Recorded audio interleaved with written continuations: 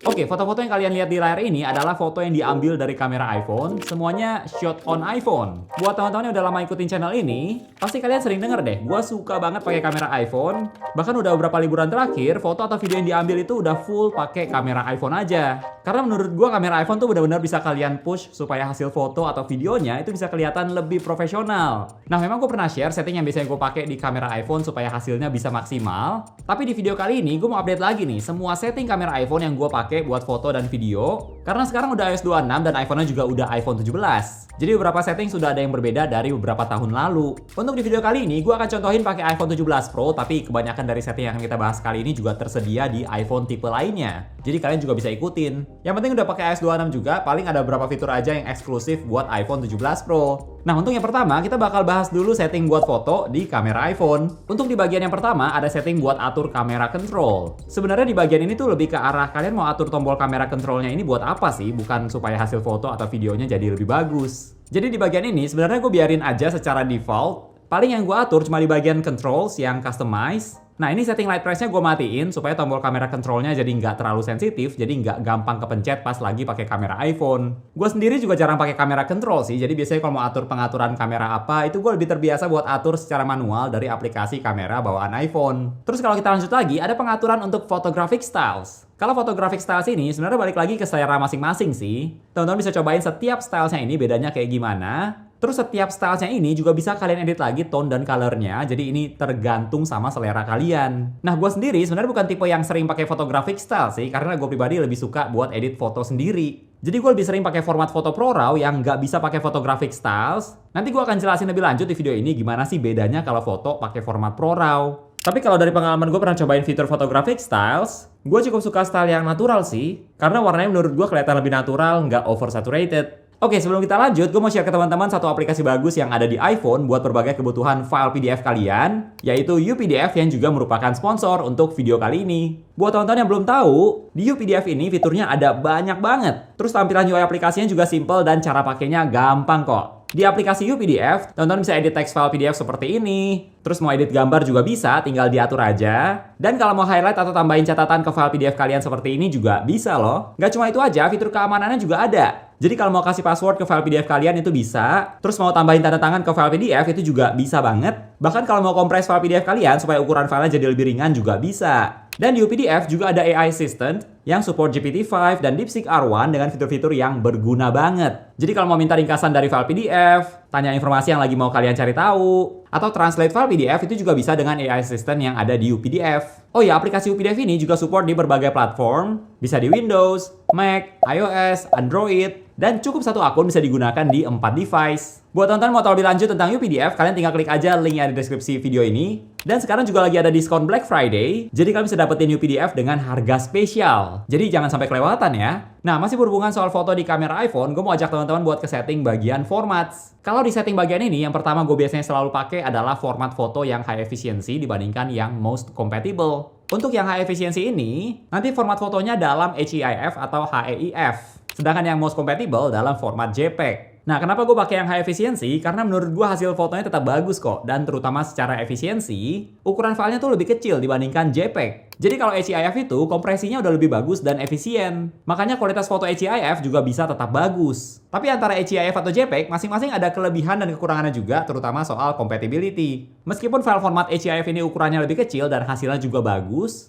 tapi nggak semua software atau device, contohnya kayak printer, itu bisa support format HEIF. Jadi kalian perlu perhatiin juga. Sedangkan kalau JPEG, walaupun ukuran filenya lebih besar, tapi format JPEG ini udah lebih umum, lebih universal. Kebanyakan device dan software juga udah compatible sama JPEG. Ini salah satu format foto yang paling umum. Kalau dari pengalaman gua, kalau misalnya device kalian kebanyakan dari device ekosistem Apple, terus software yang kalian pakai dari Adobe, misalnya Adobe Photoshop atau Adobe Lightroom, itu juga format HEIF udah compatible. Tapi yang pasti untuk format HEIF, teman-teman perlu cek lagi, device dan aplikasi yang kalian pakai support atau enggak. Terus kalau kita lanjut lagi ke bagian bawah, ini juga gue biasanya atur yang 24 megapiksel supaya foto yang diambil minimal 24 megapiksel bukan 12 megapiksel. Tentu saja karena kita mau maksimalin kualitas kamera iPhone, kita juga mau pakai megapiksel yang paling tinggi. Tapi teman-teman perlu perhatiin juga nih, kalau kalian fotonya pakai night mode, mode makro, flash, atau portrait lighting, nanti foto yang diambil tetap dalam 12 megapiksel. Terus kita lanjut lagi, masih di bagian formats, gue juga biasanya nyalain ProRAW dan resolution control. supaya pas lagi di kamera iPhone, nanti ada tombol di pojok kiri atas buat atur format fotonya dan resolusinya mau yang mana,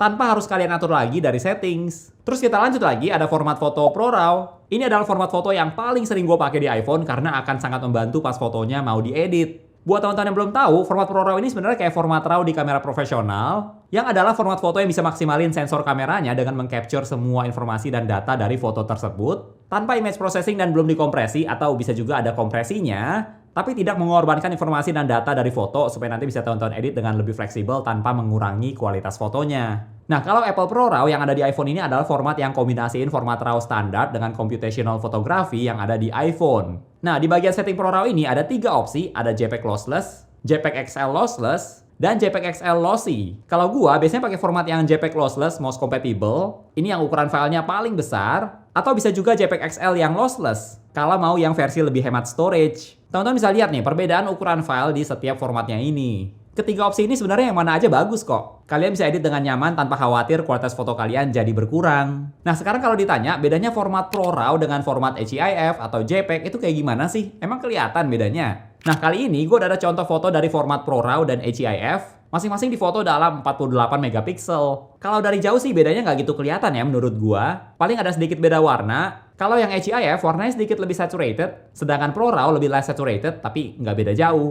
Nah, kalau mau lihat bedanya dengan lebih jelas, tentu bisa zoom fotonya, nanti bakal kelihatan nih. Kalau format foto kayak HEIF atau JPEG, gambarnya tuh kelihatan lebih tajam, lebih kontras, bahkan agak over sharpen, tipikal foto dari kamera smartphone banget lah, yang image processingnya cukup kelihatan. Supaya fotonya bisa lebih detail, lebih kontras. Sedangkan di format foto ProRAW, biasanya detailnya nggak akan setajam foto HEIF atau JPEG. Dan kontrasnya juga sama, nggak akan sekontras format HEIF. Kalau menurut gua, format foto ProRAW itu kelihatan lebih natural sih. Terus kalau teman-teman lihat di pengaturan editing Adobe Lightroom, terus ke bagian color temperature ini, kalian juga bisa lihat bedanya yang format ProRAW karena data fotonya bisa disimpan dengan maksimal. Kalian bisa adjust color temperature, tint, dengan lebih fleksibel dibandingkan JPEG yang udah diproses sedemikian rupa, sehingga range warnanya nggak bisa semaksimal RAW. Dan kalau teman-teman mau edit foto dengan pencahayaan yang kompleks, file ProRAW itu bisa lebih maksimal editnya. Oh ya, dan satu lagi, tentu saja ukuran file ProRAW juga lebih besar cukup signifikan dibandingkan format foto seperti HEIF atau JPEG. Biasanya kalau cuma buat sekedar Instagram story, gue akan foto pakai format HEIF, tapi kalau misalnya buat foto yang mau di-post atau mau diedit, itu gue akan foto pakai format Apple ProRAW. Gue suka banget format ProRAW ini karena foto-foto dari kamera iPhone bisa dibikin kelihatan lebih profesional, nggak terlalu kelihatan kayak dari kamera smartphone,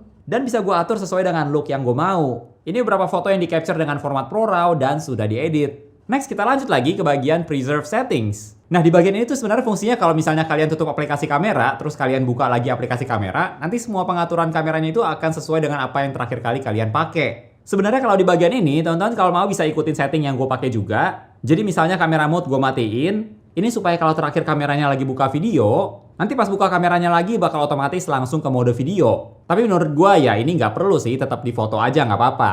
Terus photographic style juga nggak terlalu kepake buat gue, jadi gue matiin juga. Nah, yang gue nyalain ini menurut gue cukup penting sih, kayak misalnya micro control. Ini tujuannya supaya kameranya bisa ingat terakhir gue matiin kamera controlnya, supaya nggak otomatis pindah mode makro. Terus exposure adjustment juga penting banget, supaya setiap fotonya punya exposure yang konsisten. Terus untuk ProRAW dan resolution control, ini juga penting. Supaya kameranya bisa ingat kalau lagi mau foto pakai ProRAW terus, gue nggak perlu klik ProRAW-nya setiap kali mau foto. Termasuk Apple ProRes dan Live Photo juga sama. Terus kita lanjut lagi ke setting kamera iPhone. Untuk pakai tombol volume buat burst foto ini bebas aja sih. Mau dinyalain boleh, nggak dinyalain juga nggak apa-apa.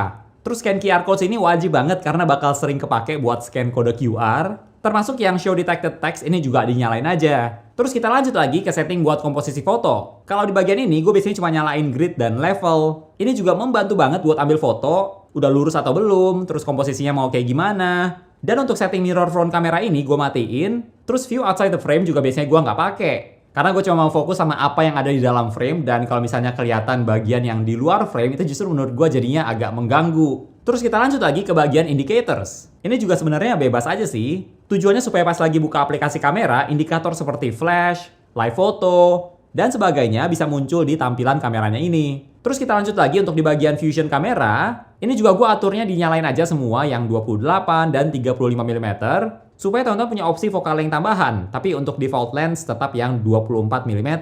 Kalau yang 28 atau 35 mm itu udah ada crop dari sensor kamera utama. Jadi makanya gue lebih pilih yang 24 mm aja supaya gue bisa mendapatkan kualitas foto terbaik. Lalu kalau kita lanjut lagi masih seputar foto. Dari setting portraits in photo mode ke bawah ini, gue nyalain aja semuanya. Karena menurut gue ini fitur-fitur yang cukup penting. Nah, buat teman-teman maksimalin kamera iPhone buat foto, gue juga ada sedikit tips nih. Yang pertama, gue saranin teman-teman buat turunin exposure adjustment-nya ke minus 0,7. Terutama kalau lagi di tempat yang lightingnya lagi terang banget, misalnya lagi siang-siang. Setting ini bakal membantu supaya fotonya nggak overexposed. Kalau di foto tuh ada prinsip, lebih baik fotonya itu agak digelapin dan nanti tinggal diterangin aja dibandingkan pas foto terlalu terang dan nanti mau digelapin. Itu biasanya lebih susah. Dan kalau overexposed, kalian juga bisa kehilangan detail fotonya. Dan jangan lupa di preserve settings, exposure adjustments-nya dinyalain juga biar setiap kali foto exposure-nya udah minus 0,7. Selain itu, tips lainnya dari gua adalah make sure kalian foto pakai sensor kamera utama. Memang di kamera iPhone kayak di 17 Pro ada banyak opsi focal length, tapi kalau mau yang kualitasnya paling bagus, adanya di kamera 1x 24mm. Kecuali kalau memang mau ngincer ultrawide atau telefoto, nah itu baru pakai opsi kamera yang lain. Terus walaupun di kamera iPhone bisa digital zoom seperti ini, tetap maksimalin lensa optical iPhone kalian ya, kayak misalnya di 17 Pro yang optical ada di ultrawide, kamera wide, dan telefoto. Untuk opsi yang lain itu sebenarnya udah crop dari sensor kamera utama, apalagi di luar opsi yang dikasih Apple, itu pasti hasilnya nggak akan sebagus yang optical. Dan satu lagi, kalau misalnya mau foto pakai kamera telefoto, usahakan fotonya itu di tempat yang lightingnya bagus, kayak misalnya di siang hari. Kalau di iPhone 17 Pro, telefotonya pas malam hari masih oke sih, masih bagus. Cuma kalau mau lebih maksimal di situasi lighting yang bagus, hasilnya juga bisa lebih oke. Prinsipnya sama kayak di lensa telefoto untuk kamera profesional. Next kita lanjut ke bagian video. Untuk yang pertama, resolusi video yang biasanya gue pakai adalah 4K 30 fps. Sebenarnya ini tergantung lagi mau syuting apa sih. Kalau mau yang agak slow motion bisa pakai 4K 60 atau bahkan 4K 120. Tapi kalau yang biasanya gue selalu set ke 4K 30 fps karena menurut gue motionnya masih kelihatan cukup natural. Nah, tapi kalau teman-teman pernah ngerasain pas lagi syuting di ruangan yang ada lampunya, terus lampunya itu flicker atau kedap-kedip, biasanya solusinya adalah kalian nyalain PAL formats dan pilih yang 25 fps. Tapi selama lightingnya bagus, gue tim yang 30 fps. Terus kita lanjut lagi, gue juga nyalain Enhanced Stabilization supaya video yang direkam bisa stabil banget. Terus untuk Action Mode Lower Light ini biasanya gue matiin karena gue juga hampir nggak pernah pakai fitur Action Mode. Soalnya kalau lagi buat video kayak gini atau misalnya lagi review itu kan gue nggak perlu reviewnya sambil lari-lari ya dan movementnya juga nggak banyak. Jadi akhirnya fitur Action Mode ini jarang gue pakai. Lalu untuk HDR video ini juga gue matiin aja karena gue nggak buat video atau konten yang HDR. Terus yang setting auto FPS ini juga wajib banget dimatiin menurut gua, supaya iPhone-nya nggak tiba-tiba ganti FPS-nya buat bisa menangkap lebih banyak cahaya. Gue tipe yang mau bisa atur videonya sendiri sesuai dengan yang gue mau. Terus kita lanjut lagi, dua setting paling bawah ini menurut gue penting banget buat dinyalain. Yang pertama ada lock kamera, ini wajib dinyalain supaya iPhone-nya nggak tiba-tiba pindah kamera pas lagi rekam. Misalnya ke mode makro dan sebagainya. Terus lock white balance ini juga wajib banget dinyalain supaya white balance-nya bisa konsisten, nggak berubah-ubah. Apalagi kalau kalian mau color grading, pakai ProRes lock. Fitur ini harus dinyalain. Lalu untuk setting slow-mo dan sinematik, ini gue atur pakai resolusi paling tinggi.